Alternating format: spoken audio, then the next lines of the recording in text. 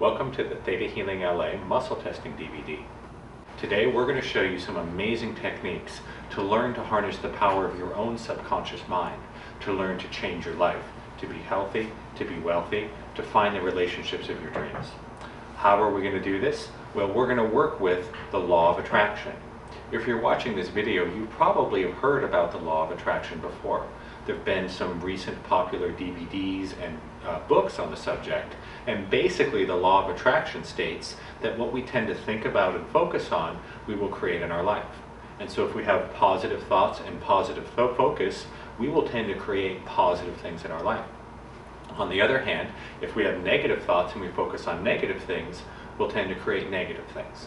And so many of the books and videos and seminars out there about positive thinking and the law of attraction give us a very simple premise that if we're able to change our thinking, we're able to change our lives. However, those of you who have taken some of these seminars and read the books and videos may be saying to yourself, you know what, why didn't this work for me? Why is it that I'm thinking positive and I'm saying my affirmations and mantras and prayers every day and doing all my exercises, but it's not working? I'm still sick, I'm still poor, I'm still alone. Well, the reason is that most coverage of the law of attraction is very simple and oversimplified. The law of attraction really responds to all of our thoughts and feelings, but we need to distinguish between what we call the conscious and the subconscious mind. And so when we change our thinking, our thoughts in our head, we're only addressing the conscious mind. About 90% or more of our power in this world really comes out of what you might call the subconscious mind, the part of us that we're not aware of, that's kind of invisible and off limits. And so if we talk about the law of attraction, if we really want to get the law of attraction to work for us, if you really want to heal, if you really want to become wealthy, if you really want to find fulfilling, loving relationships, you need to not only change what's in your conscious mind, you also need to change what's in your subconscious mind. And so this DVD is going to be all about working with your subconscious mind. We're going to show you the technique of muscle testing, which is the way you ask questions of your own subconscious mind to get simple yes or no answers. And this is a profoundly powerful tool to be able to look inside your own subconscious and ask questions and see what's there. So in this DVD, the first thing we're going to start with is we're going to talk to you a little bit more about the subconscious mind. What exactly is the subconscious mind? Where does it come from? How can we work with it? After we've done that, the next section will be talking about the theory of muscle testing and the theory of how it works in the body. After that, we're going to show you 4 different methods of muscle testing. Some you can use alone, some you can use with a partner, some you can use either way. And they're going to show you how to do both the arm lever test, we're going to show you how to do the standing test, we're going to show you how to do the finger ring test, and how to use a pendulum. After that, we're going to go over troubleshooting the muscle test. Meaning, what do you do if it isn't working? We'll give you a whole bunch of pointers and ways to troubleshoot the test so that no matter who you're working with, you'll be able to get a clear, accurate test every time. And then we're going to finish in the last section with next steps, how you might use this information to start making some real changes in your life. So, without further ado, let's start talking about the subconscious mind. So as we referenced earlier, the subconscious mind is this part of us that is most of our power, most of our intelligence. Over 90% of what we create in our lives is not created out of the thoughts in our head. It's created out of our subconscious thoughts. But what exactly is the subconscious? You know, if I want to know what somebody consciously thinks of something, that's very easy, right? I can just ask them a question. I can say, what do you think of this? They'll tell me the answer. But that only gives us the conscious perspective. If I want to know what's in someone's subconscious mind, that's not obvious. How do you ask questions of this invisible, off-limits, kind of mysterious force that we have? You know, how do you do that? It's not obvious. The answer is very interesting. If we look at the physical location of the conscious mind in the body, what doctors and scientists have discovered is that the conscious mind, our higher thought functions, are in the frontal lobe of the brain. That's where the higher thought functions of humans occur. And so what happens is, if you give somebody a lobotomy operation, you're removing part of the frontal lobe of the brain. And people who have lobotomies often lose some of their ability to have these higher thought functions. And so the conscious mind is up in the frontal lobe of the brain. The next question then, which is even more interesting, is where is the subconscious mind? Where is it in the body? Some people might say the heart, some people might say the rest of the brain, but the answer is very interesting. The subconscious mind is in fact your entire body. And so every cell of our bodies constitutes the subconscious mind. You may have heard before the theory that every cell has intelligence, that every cell has memory. This is true. Every cell in our body has its own intelligence and its own memory. This is the subconscious mind. It is the body's intelligence. And so to demonstrate this, we actually have some proof. You may have heard stories of people who get organ transplants, and they will take on memories and personality characteristics of the donor. And this has happened many, many times and is well documented. And so what's happening there is that when you have an organ transplant, you are literally taking part of someone else's body and putting it into your own. And so this cellular intelligence, the body's intelligence, comes with that body part. And so it makes sense that if you have a transplant, you will sometimes be influenced by the donor's personality and memories, because they are literally stored within the physical tissue of the body. And I also believe that the reason why scientists and doctors have had a hard time figuring out exactly how memory works in the brain is because memory does not work only in the brain. Again, our bodies have their own intelligence. The cells have their own knowledge. And so our memories and our personality are not just stored in our brain. They're actually stored through the entire physical body. Pretty cool, huh? And so when we do muscle testing, this is the way that we can ask questions of the body's intelligence. We can actually ask direct questions of our own subconscious mind, and it will give us answers. It's really amazing. You can ask questions of your own subconscious mind. And so the next question might be, well, how do we do this? Well, that's muscle testing. That's what this DVD is all about. We're going to talk to you a lot more about muscle testing and show you how to do it in a few minutes. But first, you may be wondering to yourself, how do things get into my subconscious mind? How do I get these cellular memories? Well, there's actually 4 different answers to that.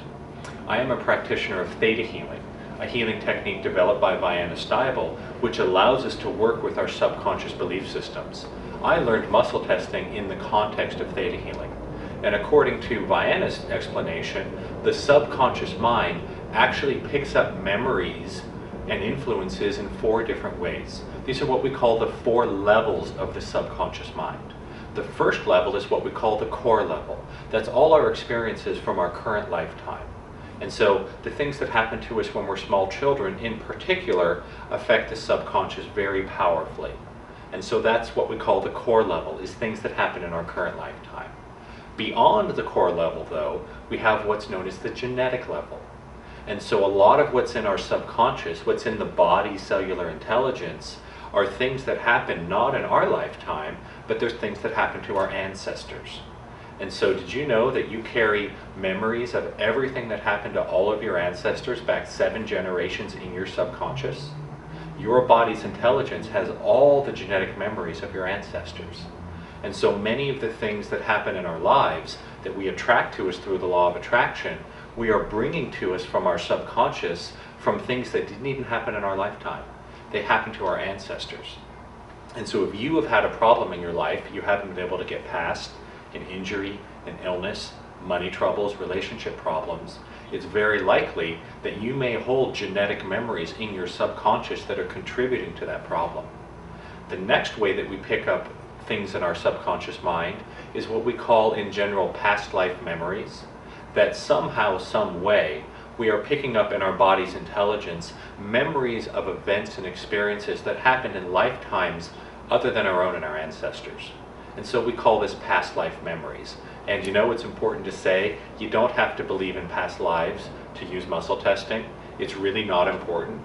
All we need to do is recognize that there's some mechanism in the universe which we don't fully understand, by which our body's cells can pick up memories and experiences from other lifetimes.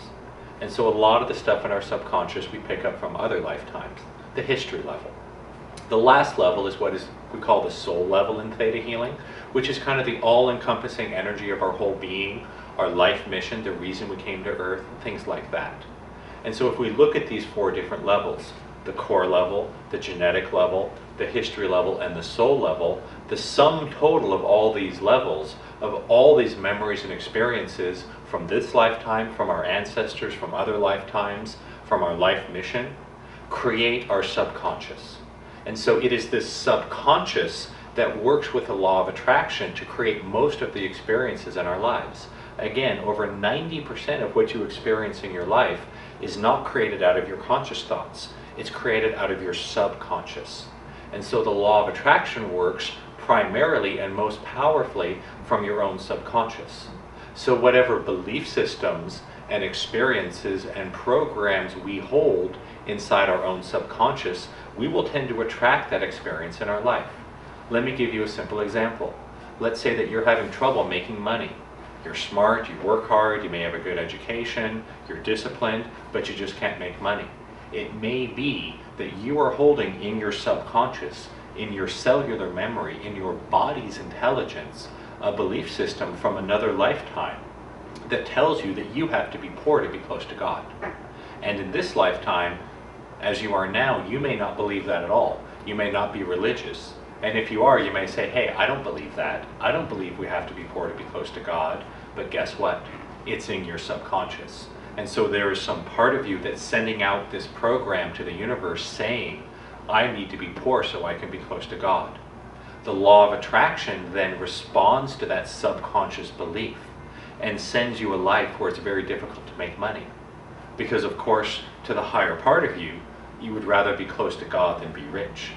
And so you may have no idea that this belief system or program is in your own body, in your own subconscious, and yet it's screwing up your life. And so what we're going to show you here today is how to start asking questions of your own subconscious to find out what's in there, what is causing these problems in your life. Because if you know what's in your subconscious that's creating the problems in your life, you can then use other techniques such as theta healing to go and change these belief systems in the subconscious to actually shift your life. So in this video today, we're not going to talk about that very much, but we are going to talk a lot about muscle testing, which is the way that we ask questions of our own body's intelligence. It's the way we find out what's in our own subconscious mind. And having the ability to ask questions of the subconscious mind is profoundly powerful. So next we're going to show you 4 different ways of actually doing muscle testing. But before we get into the details of that, there's a technique I want to show you first called zipping the field. It's called zipping the field because it's going to look like you're zipping up a giant sleeping bag that you're standing in. The reason we do the zipping the field exercise is that there's many influences out there in the world that might interfere with your magnetic field around your body and change the result of your muscle test. Other people's thoughts, electromagnetic radiation, things like this can influence your own magnetic field. The zipping the field is a technique we do that basically temporarily balances your own energy. And so if you have been influenced by, say, walking by electrical equipment, the zipping the field will rebalance your energy and make it easier and faster for you to muscle test. And so I'd recommend that, especially when you're first starting, that you zip up your field before every test that you do. Once you guys get good at this, and you're able to get good, clear results from the muscle testing, it's not necessary to zip before every test, but you still probably want to zip every now and then. So zipping the field is pretty straightforward. You're going to take one of your hands, which one doesn't matter, you can use the left or the right, and you're going to put it out directly in front of the center line of your body. And you're going to put your hand down as low as it will go without bending over. So for most people, that's about where the root chakra is, if you're familiar with the chakra system.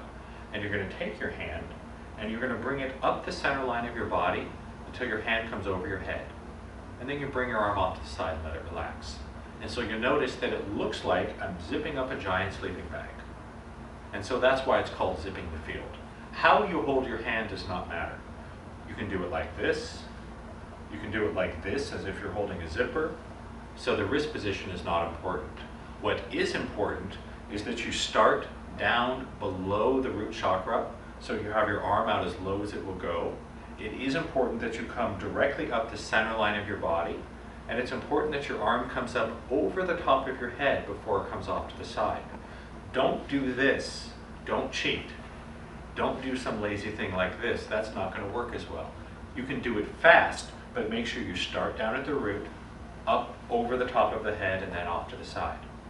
If you're familiar with the chakra system in the body, you'll notice that we're igniting and touching the 7 chakras on the way up, finishing with the crown. The other thing that's important to notice about the muscle, the zipping the field here, is that you don't want to leave your arm up here like this. You want to bring your arm off to the side and let it relax. You also do not want to zip up and bring your arm straight down the middle, because if you do that, you zip up and then you unzip, and so you've just wasted your time. So it is important that when you zip, you come from the bottom up over the top of your head in a straight line, and then bring your arm off to the side. And so now that you know how to zip, I'm going to introduce my assistant Leanne, and we're going to show you guys 4 different ways that you can do muscle testing for yourselves. Basically, there are 2 kinds of ways to do muscle testing. There's what's known as the strength test and the pendulum test. The first thing we're going to talk about is the strength-based test. When we do the strength-based test, we're testing the strength of the muscles.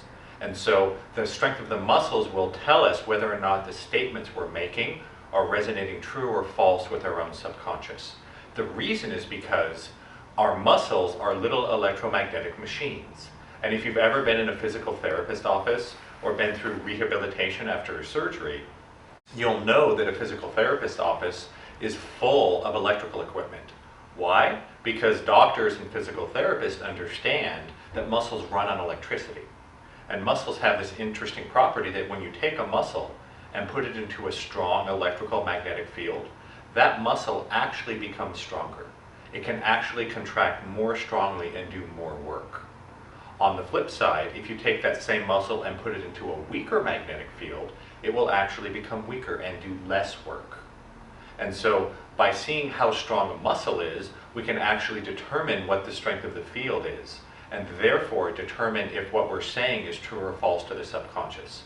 Let me demonstrate now with my assistant to show a concrete example. Leanne, please come and join us here. So we're going to show you guys first what's known as the arm lever test. This is a very common test, probably the most popular kind of muscle test. And when we do the arm lever test, we're basically checking the strength of the muscles in the arm. And this is how it works. When Leanne holds out her arm and she says, "I am a woman," I'm a woman.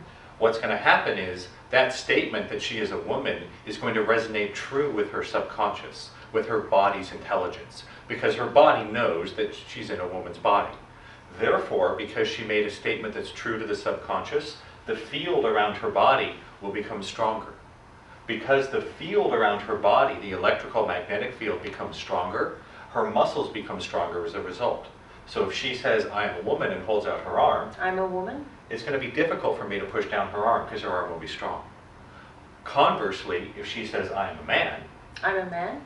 that statement resonates false to her subconscious. And so the field around her will become weak, and therefore her muscles will go weak. And so if she says, "I am a man," I'm a man. it's easier for me to push down the arm. Her muscles in her arm actually become weaker. And so you can check your own subconscious or someone else's subconscious by making statements and checking the strength of your muscles.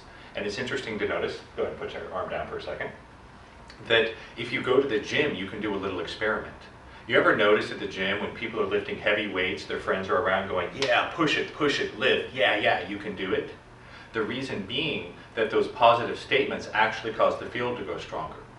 And so if you go to the gym and you try to lift a heavy weight, if you say yes, yes, yes as you're lifting it, you're actually going to make your muscles stronger. If you're saying no, no, no as you lift the weight, that's actually going to make your muscles weaker. And so if you want to see this effect for yourself, go to the gym, lift up some heavy weight, say yes, yes, yes, see how many times you can lift the weight. Rest for 5 minutes and try it again, saying no, no, no. Because when you're saying yes, that's true to the subconscious, the field around us becomes stronger and all of our muscles are stronger. When you're saying no, the field will weaken and all of our muscles go weaker. So you can do the arm lever test in a couple different ways. Why don't you go ahead and hold your arm out to the front. This is a different way of doing the test. Say, "I'm a woman." I'm a woman. Good. Say, "I'm a man." I'm a man. Good. All right. And so that's an example of doing the arm lever test to the front. So the next test we're going to show you is another version of strength testing. And the arm lever test, you'll notice, is something you pretty much need a partner for. You have to have two people to do it. It doesn't really work to push on your own arm. The next test we're going to show you, though, you can either do with a partner or on your own. This is known as the finger ring test. And so when we do the finger ring test, you're going to make a ring with your finger. Basically, you're going to take your thumb and your first finger and make a ring. And then you're going to make statements and check the strength of the ring by pushing on it. If you make a statement that resonates true with your subconscious, the field around the body will become strong and the finger muscles will be strong and the ring will hold. If you make a statement that resonates false to the subconscious, the field will weaken and then the ring will open. This test is actually easier to do on another person. So go ahead and make a ring with your fingers. And so she's going to make the finger ring, and I'm going to pull with the same strength every time. She's going to hold with the same strength every time. And so usually when we do this test, we'll want to start by calibrating. Go ahead and say, I'm a woman. I'm a woman. Okay, now say, I'm a man. I'm a man. Okay, hold a little bit weaker. Let's have you go a little bit weaker on the grid. I'm a woman. Okay, and say, I'm a man. I'm a man. Good. So you'll notice, if you watch the fingers carefully, that when she says, I am a woman, I am not able to pull the fingers apart. It stays together. When she says, I'm a man, I'm pulling with the same amount of strength. She's holding with the same amount of strength. But when she says, I am a man, it opens. Why? Because the true statements to the subconscious strengthen the field, our muscles become stronger. The statements that are false to the subconscious cause the field to weaken, and therefore the muscles go weak. And so let's try this one more time. The way I like to hold when I do the muscle testing is when you have the finger ring, I like to take my middle finger and my thumb and hook it around and hold like that, and take on the other side the middle finger and the thumb and hold the two sides of her finger. And so I'm pulling apart like this. So this is the finger ring test, pulling on the fingers. You can also do the finger ring test on your own, where you're pulling on your own fingers. But this does take a little bit of training and practice. But if you want to learn it, just make a ring with your fingers, take the fingers of your other hand, and try to push it open. Next, we're going to talk about pendulum testing, so you can relax. When we do pendulum testing, what we're doing is using a weight on a chain or a string to hold in our hand. That's a pendulum, and I've got an example of a pendulum right here. And so a pendulum is basically any weight on a string. So this would be an example of a pendulum. And the way a pendulum works is the pendulum is sensitive to the energy of our field. And so if I hold the pendulum in front of me and I hold it straight and I let go of it, it's going to be pretty much sitting still. If I hold the pendulum and I say, I'm a man, and I let go of it, you'll notice that the pendulum starts to swing in a clockwise direction. It starts to make a circle in the clockwise direction. That's how the pendulum says yes. If I hold the chain and I say, I'm a woman, and let go, you'll notice the pendulum starts moving in a counterclockwise direction. That means no. And so by holding a pendulum, you can make statements, and by seeing which way the pendulum moves, muscle test that statement and see if it's true or false to your own subconscious. Now, some people have pendulums move differently for them. For some people, a yes result goes forwards and backwards, and a no will go side to side. And for some people, a yes result will go in a circle, and a no result will go forwards and backwards. Everybody and every pendulum is a little bit different, so you can play with that on your own. And also, a pendulum needs to get you to know you a little bit. And so if you get a pendulum and it's not working great for you right away, keep practicing. Practice a couple minutes a day, maybe for a week or two. You'll find that the pendulum will start to get to know you and it will start to work well. And so that's something you might want to try. The last version of the test we're going to show you today is actually my personal favorite. This is the one that I use with most of my clients and students. This is called the standing version of the muscle test. The standing test is really a wonderful test for a lot of different reasons. The number one most important reason why I love the standing test and why I use it with all my demonstrations and classes and most of my private session clients as well is because the standing test is the one form of muscle testing that pretty much everybody can do right away without needing any training or practice. It's very simple and fast to learn. And so when we do the standing muscle test, what we're doing is basically turning the whole body into a pendulum lever. And so when we do the standing muscle test, we stand up and we make statements, and the body will actually move forwards or backwards depending on whether or not those statements are resonating true or false to the subconscious mind with the body's intelligence. And so when we do the standing test, the first important thing to note is that you want to stand facing north. And so north is very important. If you're not facing north, this test will actually still work, but you won't get a result that's as clear or as strong. And so if possible, try to line yourself up facing magnetic north. When you do the standing test, the more closely you can be aligned with magnetic north, the faster and easier and clearer this test is going to be. All right, so let's look at how the standing test works. Basically, we will have someone stand up and face to the north. In this direction, north is looking straight ahead that way. And so when you make statements from this position, if they resonate true to your own subconscious, the field around the body will strengthen, and it will actually tilt or pull you forwards towards magnetic north. When you make a statement that resonates false with the subconscious, the field will weaken, and it will actually tilt or push you backwards towards the south. And so the standing test for most people is very easy to do, but I'm going to show you some details about how to do it really precisely. And this is really helpful because most people can do this just from what I've told you so far, but if you look at all the different details and get the details right, pretty much everybody can do this. So the first detail I'm going to show you when we do the standing test is the position of the feet.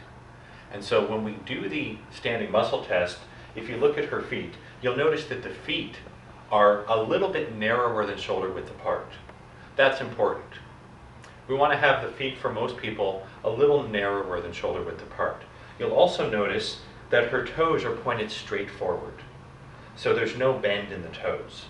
If the toes are open in what you might call a duck toe position, where they're pointing to the outside, that will actually cause your balance point to shift backwards. If your toes are closed, this will cause the balance point to move forward. We're going to come back to that, talk about that more in a couple minutes. But for most people, they will test best with the toes pointed straight forward, a little bit narrower than shoulder width apart. And so after the feet, the next thing we want to look at is the position of the body. You want to make sure that when you're doing the standing test, you're standing up very tall and straight. You don't want to be slouched over, you don't want to be crouched down, you don't want to have any bend in the knees. And so it's important that your legs are very straight, that the knees are straight. However, you don't want to lock tight. You don't want to be tensing your muscles to try to make your legs tighter. So the legs are straight with no bend in the knee, but you're also not tensing up the muscles. As straight as you can in a relaxed posture. And so the legs are very straight. And you'll notice that the upper body and the head, we're also standing very much upright. So we're standing as tall and straight as we can without tensing or straining or pulling with the muscles. The feeling you want to have when you do the standing test is you want to feel like you're floating on top of your legs. The legs should feel like two straight supports, like two stilts, that the upper body and our head kind of floats on top of. And this floating feeling is so important because, again, what we're working with here is subtle magnetism. When the magnetic field around her body strengthens, it will subtly tilt or push her forward. When the magnetic field weakens, it will subtly tilt or push her backwards. If you're crouched down into a strong stance, you're going to be in such a strong stance, you're not going to feel this subtle push and pull of the magnetism. And so that's why we want to stand up very tall and straight and feel like you're floating on top of your legs. When you have that balanced floating feeling, that's going to make you maximally sensitive to the subtle push and pull of the magnetic forces, and it will be much easier to feel it. And so it's very important that you stand upright with the legs straight in a tall, comfortable posture so that you feel like you're floating and you're going to move very easily from the magnetism. So let's do a couple tests. First, we'll have you face straight onto the camera. Go ahead and say, "I'm a man." I'm a man. And you'll notice how she starts to tilt or fall backwards. Now go to the middle and say, "I'm a woman." I'm a woman. Excellent. So you can see on the true statements, the statements that resonate true with the subconscious, the field strengthens and it tilts or pushes you forward.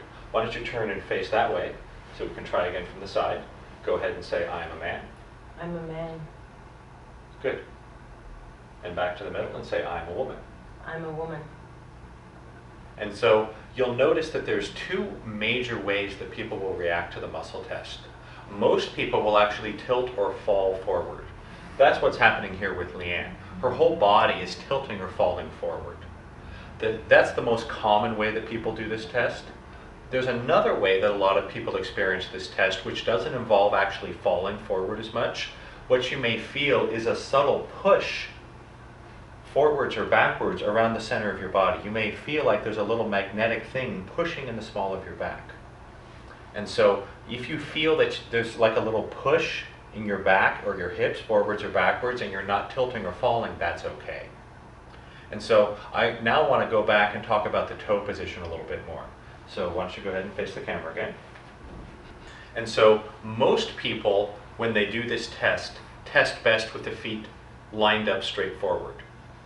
However, the position of the toes is actually something that we can adjust and work with in case people feel they're getting a stronger forward or a stronger backwards. And so when you test people, you want to start first with the toes straight forward and have them test, I am a man, I am a woman. You know, when they make the true statement, they should go forward. When they make the false statement, they should go backwards. Sometimes what people will experience is that the forward may be very strong and the backwards is very weak, or vice versa. The backwards is really strong and the forward is very weak. And so if you're working with someone or yourself and you feel there's a difference in strength between the forwards and the backwards, we can adjust the toe position to shift the balance point to make them the same. And so let's do an example. And so let's say that you're going to test and we're going to have you make a true statement, but you're barely going to move forward. So if you say, I am a woman, and barely move forward. I'm a woman. So you may say, well, I can feel it, but I'm barely moving. And I may then have you check, I am a man, and you may just fall way backwards. Say, I'm a man, and go way back. And so if there's a difference in strength, we're then going to adjust the toe position to shift the balance point so it's the same. So basically, when the toes are pointed together, when we're in a pigeon toe position, that will shift the balance point forward, make it easier for you to go forward. When the toes are in a duck toe position, when they're opened, that shifts the balance point backwards and makes it easier to go backwards. And so in this example, she's going much stronger backwards than forwards, and so we will adjust her toes and have her go to a pigeon-toed position, to where the toes are pointed together. So go ahead and bring the toes together, and you can see there the toes are angled together. And when we do the test again, she will go more strongly forward and more weakly backwards because we've shifted the balance point. In the opposite example, let's say there's a case where you test somebody and their forward is very strong and their backwards is very weak. And so if we test that and the forward is very strong and the backward is weak, we're going to do just the opposite. We're going to have them open their toes into a duck toe position to push the balance point backwards. So go ahead and open your toes into the duck toe position. And so you can see there, in order to move the balance point backwards, we have the toes open. And so the forward will be weaker and the backwards will be stronger. And so this is a really important refinement to this technique. And by adjusting the toe position, you can find for each person kind of the ideal angle of the toes that makes their forward test and their backwards test about the same strength. And so again, for most people, I'd say in my experience, about 80% of the people I work with are going to test best with the toes straight forward. The rest, the other 20%, some of them will have to pigeon toe and some of them will have to duck toe. And you'll be able to adjust that balance point and find exactly the right test for everybody, every time. All right, so now you've seen 4 different ways of muscle testing. Now, I encourage you to go practice them on your own. But now we're going to talk about troubleshooting. What you're going to find is that especially with the standing test, most people are going to get it right away. They won't need anything further. You go through the instructions that we gave you already. I'd say 80–90% of people will be able to muscle test using the standing method right away without having any trouble. However, sometimes you'll have people who have trouble. That's what we're going to talk about next. What do you do when it doesn't work? So here's what we do. The first thing, and this will resolve most of your problems with muscle testing, what you need to know is that muscle testing does not work as well if you're dehydrated. And so if you're dehydrated, you're going to have trouble muscle testing. And so if you're having any trouble with this, the first thing you should do is go drink a big glass of water. Get yourself hydrated. Most people, once they start to get better hydrated, the muscle testing will start working immediately. This works like magic. And sometimes I've worked with clients where I need to have them drink 2 or 3 or even 4 glasses of water. But almost everyone, if you start to get hydrated better, will start to muscle test. So the most important thing to know about muscle testing is simply to get whoever you're testing hydrated, and they'll start to test more accurately. The second thing that is important to know about muscle testing is you might have trouble muscle testing if you're demineralized, meaning there aren't enough minerals in your body. A lot of you watching this video already know that we have a lot of problems with our food supply in the modern world. Almost all of the minerals have been depleted out of the soil, so very few of us are actually getting enough minerals in our diet from the food we eat. And one of the side effects of not having enough minerals in your body is that muscle testing can be difficult. Why is that? Well, muscle testing is an electrical phenomenon. It works based on electricity moving through the body. The way that electricity moves through the body is in minerals suspended in water. Therefore, if you're not well hydrated or you're not well mineralized, you may have trouble muscle testing, because if you don't have enough water or you don't have enough minerals in your body, it's more difficult for the electricity to flow, and so you won't get good results with the muscle testing. So after getting well hydrated, the next thing you might try is taking some minerals. Personally, I like to use ionic form minerals. That's INONIC, because in my personal experience, I have found they absorb better and they work better for me. But you can talk to your own doctor or nutritionist and find the mineral supplement that works right for you. And so the mineral supplement may help you to muscle test more easily and faster. And so get hydrated and drink minerals. So if you're still having trouble muscle testing, I'm going to show you several other troubleshooting techniques. The first is a hydration technique. Basically, if you hold your hands on your kidneys for about 30 seconds, gentle pressure on the kidneys will stimulate hydration through the body. And this can be a very effective technique to help people muscle test more easily, more accurately. So to do this, take your hands and put them on the kidneys, which for most people are about where the lowest rib is, towards the center of the back. And so hold your hands on your kidneys for about 30 seconds, and this gentle pressure on the kidneys will stimulate hydration through the body. If you drink a bunch of water, and if you're still not testing, try this next. Try putting the hands on the kidneys for about 30 seconds, and then zip up your field and try again. You'll be surprised how often this works, and people are able to start muscle testing after doing this for about 30 seconds. However, I will caution you that this technique does not actually hydrate the body. It just helps the body to recognize hydration for a short time. And so if you put your hands on your kidneys and you're able to muscle test for the next 15, 20, 30 minutes, and then it stops working, you may have to do this again. So don't be surprised if you have to redo this technique every 15, 20, maybe 30 minutes to keep the muscle testing accurate. Other things you can do, in addition to putting your hands on your kidneys, there's 2 points at the base of the skull.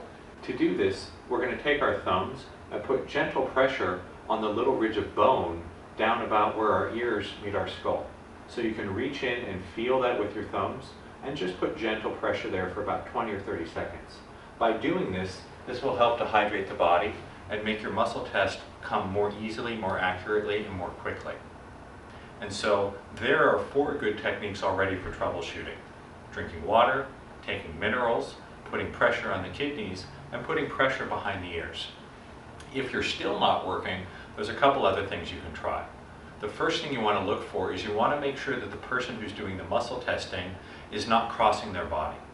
And so if you have your legs crossed or have your arms crossed in front of you, that can actually interfere with the muscle test, and you may not get a good result. So make sure that the person is not crossed.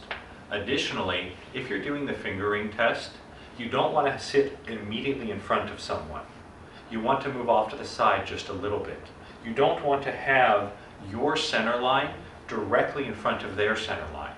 You want to have them move off to the side a little bit. And so if I were being muscle tested by someone, I would not have them directly in front of me. I would have them off to the side a little bit. So that may help too. In addition, you want to look at your body and make sure you don't have a big chunk of metal across the center line of the body. Now for most people, most belt buckles are not a problem. Having a belt buckle like this, which just has a loop of metal, that will generally not cause an issue. But if you have a big metal belt buckle along the center line of your body, that piece of metal may interfere with the muscle testing. So you might want to take off that belt buckle, or at least push it off to the side while you're doing the muscle testing, and you may get a better result that way. Some people will also say that taking a pinch of salt can help to stimulate hydration through the body and allow you to muscle test more easily. But personally, I generally don't use this because I'm not a doctor and I don't want to be, giving people salt to take, because I've been told that anyone that has high blood pressure should not be eating salt. And so if you're comfortable with that, you might try it on your own. A lot of people have found that it helps, but again, it may or may not be necessary for you. The last thing we're going to talk about is when we're working with muscle testing, you will occasionally be muscle testing in an area that has very powerful magnetic fields. For example, if you live right next to an electrical generating facility, what happens is the powerful electrical and magnetic fields will interact with your body's own field and mess up the muscle test. And so if you know that you live in an area with strong magnetic fields, you might try moving somewhere else to do your muscle test. Because when you're in this very strong field, you may not be able to get an accurate result. However, I want to emphasize also that all of these troubleshooting techniques only need to be applied if someone's having trouble testing. And so if someone's testing clearly and easily and quickly, and they have a big metal belt buckle and they're dehydrated and demineralized, that's okay if they're testing. All these techniques are for if you're not testing. And in my experience, many practitioners have tried muscle testing and gotten frustrated with it because they have problems sometimes. Learning all these troubleshooting techniques and applying them, I honestly don't remember the last time I worked with someone who couldn't muscle test. If you do all these things, if you get hydrated, you get mineralized, the pressure on the kidneys, the pressure on the bones of the skull, zip up the field, I'm confident that you're going to find you can test accurately and easily every time. And muscle testing is also a skill. And so you will also find that if you're able to do this on a regular basis, you're going to get better at it, and the hydration and the minerals and the rest of that will become less important. So keep practicing, it really works, and if you do all these things, it will work for you too. So now you've seen 4 different ways of muscle testing. Some you can do on your own, some you can do with a partner. Start using these right away. I did want to mention a couple things about the advantages and disadvantages of each of the kinds of tests. As I mentioned earlier, the standing test is actually my favorite. That's what I use most of the time. The advantages of the standing test are, number 1, it's a test that you can do right away without needing training or practice. Pretty much everybody, if you go through the troubleshooting aspects that we just talked about, can do the muscle test right away with the standing method. Secondly, the standing method has the advantage that there's no second person involved. That's really cool for a number of reasons. Number 1, if we're doing a strength test like the arm lever, it's often very difficult to feel the difference between your arm going weak and someone just pushing harder. And so there is potential for people using strength tests to cheat or influence the test. And so by doing the standing method, you'll know that you're getting an accurate test because you know that there's no second person who might be trying to influence it to make your answer go one way or the other. In addition, if you're doing a technique like theta healing, which is an interactive healing technique, if I need to muscle test someone in person using a physical test, they have to come to me to do our healing session. That can be very inconvenient, especially if they live in a different part of the world. As a healer, I do almost all of my work over the phone, which means that my clients have to be able to muscle test themselves. And so by using the standing method, they can do it right away, and I don't need to be physically present to do it for them. The other advantage of the standing test, because it doesn't need another person and because you can learn it right away, is that you who have now watched this video, you can go and use the standing test starting right now, and you will have a tool to look inside your own subconscious and find out what's inside your own subconscious for the whole rest of your life. And that is a profoundly powerful thing to know if you choose to use it. However, there's definitely a time and place for the other tests as well. Almost everyone can do the standing test right away, especially if you go through the troubleshooting techniques. However, every now and then you may run into someone who has trouble with it, in which case I would recommend one of the other tests. One of the advantages of doing the finger ring test is that once you learn how to do that on yourself, it's a very easy test.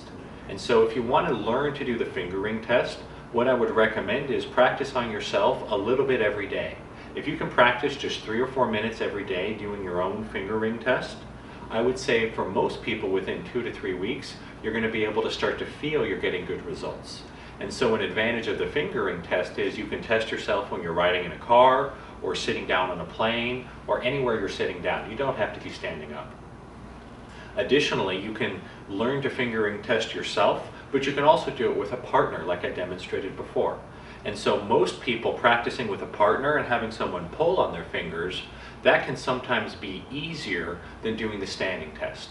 And so some of the time you may prefer to do the finger ring test, especially if you learn to test yourself. But again, most people need to practice for a couple weeks before they're able to do the finger ring test on themselves. The next test, the pendulum test, is a lot of fun, especially because you get to play with pendulums. And so I really like pendulums. I think they're a lot of fun. And so if you like pendulums, I would encourage you, go make a pendulum or buy one, find one you like. Practice with it a couple minutes every day. You're going to learn the way it moves for you, and within a week or two, you're probably going to be getting very clear, very accurate tests. The last test we showed you, which is the arm lever test, isn't one I use very often, but it actually has a few advantages. Namely, that it makes a great demonstration. And so if you're talking in front of a group of people, if you have someone holding out their arm, it's very easy to see. It's also very easy to learn to do with a partner. So most people, if you just go grab a friend or someone in your family, if you go and practice the arm lever test, you should be able to do it right away without needing a lot of training or practice. So you have 4 techniques, they're all useful, they're all valuable. And just be aware that some people have a stronger affinity for one technique than another. So you may find that the standing test is really easy for you and works great, but you may have trouble with pendulums. Or you may be just the opposite. Or maybe you'll find that you really like the finger ring test. Try them all, play with them, make them your own, and you'll find the test that works best for you. So at this point, you're probably wondering, okay, now that I know how to muscle test, it's really awesome that I can ask questions of my own subconscious to find out what's inside of me, what's been creating and attracting all these experiences in my life that I want to change. What then? Well, obviously the technique of muscle testing alone is not enough to make dramatic shifts in your life. But muscle testing combined with other practices can be really, really powerful.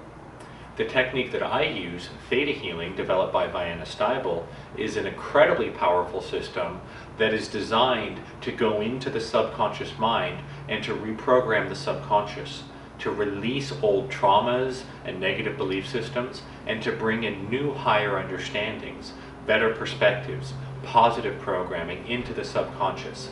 So that, for example, if you muscle test true to the program, I have to be poor to be close to God, when you muscle test that, you will know that you have something inside your subconscious that's making it hard for you to make money.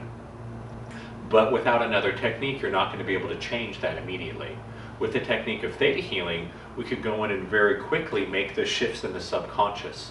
By shifting to a theta brainwave and accessing the subconscious mind, we can reprogram it. And you would then recheck the muscle test, I have to be poor to be close to God, and it would be the opposite, it would say no. And so that's the technique I'm familiar with. It's the most powerful, the easiest, and the most effective way to change the subconscious is theta healing. But of course it's not the only way. Our own life experiences will also change our subconscious. Saying affirmations and mantras will also change our subconscious. One technique I've seen people use is that anytime they have a negative thought, they snap themselves on their wrist with a rubber band. to create an association of pain with a negative thought. That could also work to change the subconscious. Personally, I wouldn't do it because there's no need for me to snap myself with a rubber band when there's better things like theta healing, but that will work. And so using muscle testing, you can peer inside your own subconscious and find out exactly what's in there and learn to discover why things happen in your life. But you're going to need to go beyond that to actually make those changes. And so I would encourage you, go with wherever you feel guided, find the technique that works for you. Personally, I think theta healing is the most amazing thing I've ever discovered, and I've devoted myself to the practice of it. And so if you're curious to learn more, I would encourage you to visit my website, which is www.thetahealingla.com, thetahealingla.com, and learn a little bit about it. You might try some private sessions, you might take the training seminar to learn to do it. It will absolutely change your life. But however you do it, whatever your preference is, I really encourage you, learn to use muscle testing, practice this. Muscle testing is a skill. The more you practice this, the better you will get at it. It will get very easy and very fast. And if you get into the habit of using it, you can start to identify exactly what inside of you is causing the problems in your life. And that's the first step to changing them and truly living the lives of your dreams. Thank you for joining me today. Go forward, use this, transform your life. Thank you.